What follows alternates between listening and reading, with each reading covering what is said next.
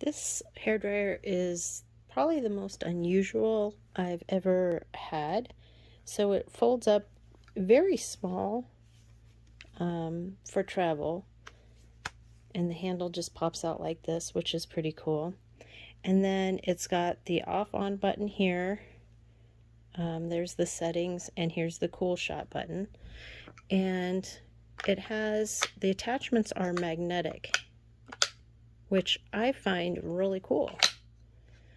Unfortunately, it just has these two directional ones, and it doesn't have a diffusing one, or it doesn't have a comb one, but I guess it's nice that they included any at all. So I'm going to turn this on and show you how loud it is, and show you what all these buttons mean, because this was a little confusing to me, so I'll go over it. So you first turn it on.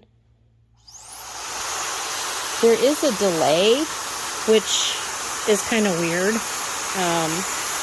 So this is full, hot, high, blow drying, and it's pretty hot.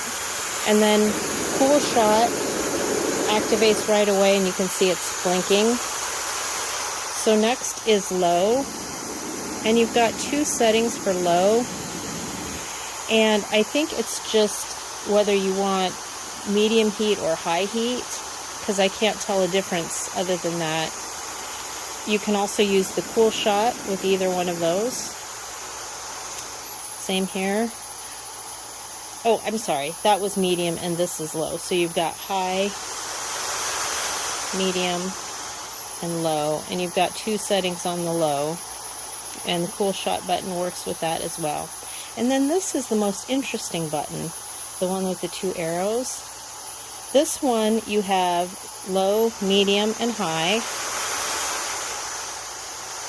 And I'm going to put it on low. And what it does is it cycles between cold and hot. So now it's cold, and now it's getting hot.